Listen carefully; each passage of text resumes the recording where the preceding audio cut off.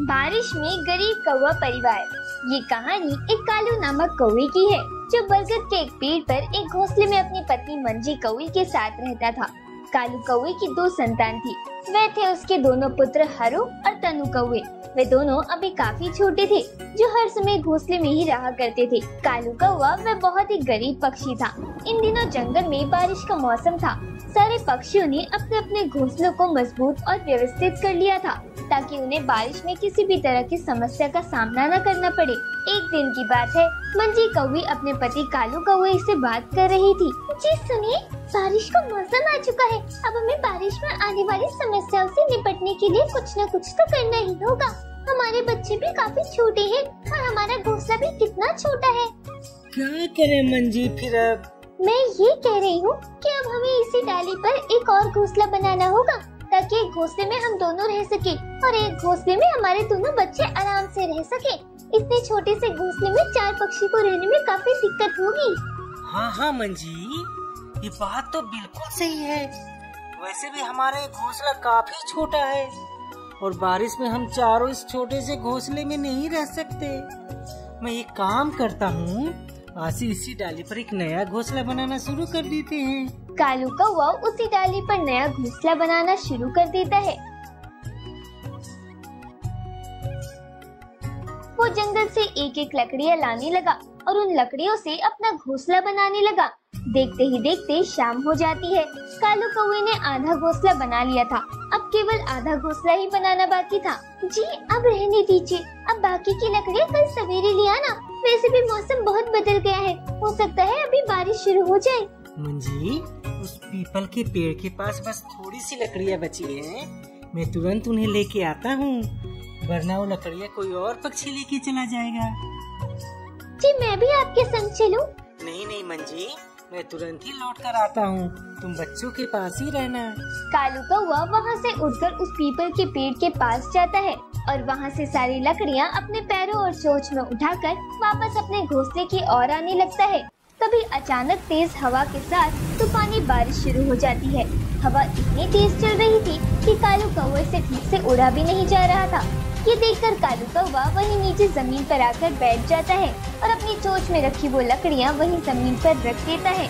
बारिश के पानी के मोटे मोटे बूंदे कालू कौवे के शरीर पर पत्थर की तरह लग रहे थे। अरे बाप रे, ये बारिश तो बड़ी जोरों की हो रही है। इतनी तूफानी बारिश की हवा में मुझसे भी उड़ा नहीं जा रहा। मैं ये काम करता हूँ, बारिश के रुकने तक यही कहीं रुक जाता हूँ। कालू कौवा बारिश के पानी से बचने के लिए एक छोटे से गड्ढे में जाकर छुप जाता है। काफी समय तक बारिश चलती रही। जमीन पर पानी इतना जमा हो गया था कि पानी से वो सारा गड्ढा भर चुका था जिसमें कालू कौवा था। कालू कौवा वो पानी देखकर बाहर आने की कोशिश करता है।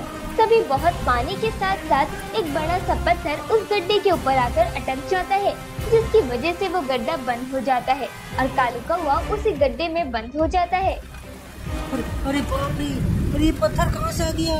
कालू कौवा अपनी चोंच से उस पत्थर को हटाने की बहुत कोशिश करता है, पर पत्थर इतना बड़ा था कि कालू कौवा उसे हटा नहीं पा रहा था। इधर कालू कौवे की पत्नी और उसके दोनों बच्चे बारिश के पानी से भीग रहे थे। हवा इतनी तेज चल रही थी कि मंजी कौवी ने अपने दोनों छोटे बच्चों को अपने पैरों के नीचे छुपाकर उन बच्चों को मजबूती से पकड़ रखा था। ये कालू कहाँ रह गए? अब तक आए क्यों नहीं? ये बारिश में इतनी शुरू हो गई, पता नहीं ये कहाँ अटक गए। माँ, हमें बहुत डर लग रहा है, हमें बचा लो माँ। माँ, मुझे पकड़ो माँ। घबराओ मत बच्चों, मैं हूँ ना, मैं तुम्हें कुछ नहीं होने दूंगी। कालू कहाँ हो तुम? मंजी कौवी अपने दोनों बच्चों को मजबूती से पकड़े हुए अपने घोंसले में अपने पति के आने की राह देख रही थी। इधर कालू कौवा एक गड्ढे में फंसा हुआ था जो पूरा पानी से भर चुका था और कालू कौवा उस पानी से भरे गड्ढे में डूब रहा था। तभी हवा इतनी तेज हो जाती है कि मंजी कौवे और उसके दोनों बच्चे उस हवा में उड़कर एक दूसरे से बिछड़ जाते हैं। तीनों हवा के साथ साथ अलग अलग दिशा में चले जाते हैं। कालू कौवे का पूरा परिवार अलग हो गया था। मंजी कौवी जैसे तैसे अपने आप को संभाल कर एक पेड़ की डाली पर जाकर बैठ जाती है और उस डाली को मजबूती से पकड़ लेती है। मेरे बच्चे कहाँ चले गए? हरु, तनु, कहाँ हो तुम दोनों पुत्र? मंजी कौवी अपने दोनों बच्चों को आवाज लगा रही थी, पर उन दोनों का कोई पता नहीं था कि वह दोनों कहाँ चले गए। बारिश और हवा इतनी थी कि सामने का कुछ नजर नहीं आ रहा था। मंजी कौवी जिस डाली को पकड़ी बैठी थी, उसी डाली के ऊपर एक सांप आ जाता है, जिसे देखकर मंजी कौवी वहाँ से उड़ जाती है। तभी वो हवा के झोंके के साथ एक पेड़ के तने से जाकर टकरा जाती है, जिसकी वजह से मंजी कौवी को काफी गंभीर चोट लग जाती है और वो वहीं बेहोश हो जाती है। इधर तन्नू और हरू कौवी जख्मी अवस्था में दरिया के अंदर गिर गए थे। वो अपने आप को बाहर निकालने की बहुत कोशिश करते हैं, पर छोटे होने की वजह से वो पानी से बाहर नहीं निकल पा रहे थे। बचाओ, हमें कोई बचाओ। माँ, पिताजी, कहाँ हो तुम? हमें बचा लो माँ, हम डूब रहे हैं। इधर मंजी कौवे बेहोश थी, उधर कालू कौवा गड्ढे में फंसा हुआ था और दोनों बच्चे नदी में डूब रहे थे। बारिश बड़ी जोरों से चल रही थी। कालू कौवे का पूरा परिवार अपने अपने जीवन की आखिरी सांसें ले रहा था। सब एक दूसरे से बिछड़े हुए थे और सब अपनी अपनी जान बचाने की जी तोड़ कोशिश कर रहे थे। तभी एक हवा का झोंका तेजी से आता है और उस गड्ढे पर अटका हुआ पत्थर हवा के दबाव से उस गड्ढे से हट जाता है।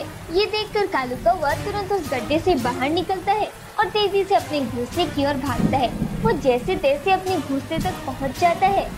अरे अरे अरे, ये मंजी और बच्चे कहाँ हैं? वो कहाँ चले गए? कहीं बारिश और हवा की वजह से? नहीं नहीं नहीं नहीं, हे भगवान, मेरे बच्चे और बच्चे की रक्षा करना। कालू कौवा उड़ते उड़ते उस नदी के पास जाता है जहाँ उसके दोनों बच्चे डूब रहे थे। ये देखकर कालू कौवा बहुत घबरा जाता है। मेरे बच्चों, पिताजी, हमें बचा लो, हम डूब रहे हैं। पुत्र पुत्र, तुम चिंता न करो, मैं तुम्हें अभी इस नदी के बाहर निकालता हूँ।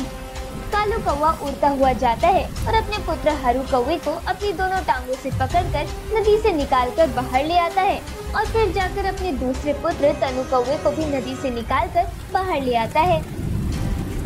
पुत्र, तुम्हारी माँ कहाँ है? पिताजी, माँ ने हमें अपने दोनों पैरों में छुपाकर मजबूती से पकड़ रखा था। तभी अचानक से एक तेज हवा का झोंका आया और हम तीनों अपने घोंसले से निकलकर एक दूसरे से बिछड़ गए। अब माँ कहाँ है ये हमें नहीं पता। हम कब से माँ को आवाज लगा रहे हैं। पता नहीं मेरी पत्नी किस अवस्था में होगी। चलो बच्चों, हम मंजी को ढूंढते हैं। कालू कौवा और उसके दोनों पुत्र तीनों एक दूसरे को पकड़कर उस तूफान में मंजी कौवी को ढूंढते हैं। काफी समय इधर उधर घूमने के बाद मंजी कौवी उन्हें दिख ही जाती है।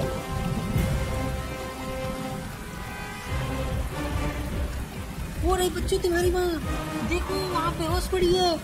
तुम दोनों यहीं रहो, मैं मंजी कौवे को लेके आता हूँ। कालू कौवा जैसे ही वहाँ से उठकर मंजी कौवे के पास जाने लगता है, तभी एक बड़ा सा पेड़ हवा की वजह से टूटकर सीधे मंजी कौवे के ऊपर गिर जाता है और मंजी कौवी उस पेड़ के नीचे दबकर हमेशा के लिए इस संसार से चली जाती है। ये देखकर कालू कौवा और उसके दोनों बच्चे ज़ारो कदार रोने लगते हैं। थोड़े समय बाद हवा और बारिश दोनों बंद हो जाते हैं। कालू कौवा रोते रोते ही अपने दोनों बच्चों को लेकर अपने घोंसले में चला जाता है और उस दिन से कालू कौवा अपने दोनों बच्चों की बहुत अच्छे से देखरेख करने लगा।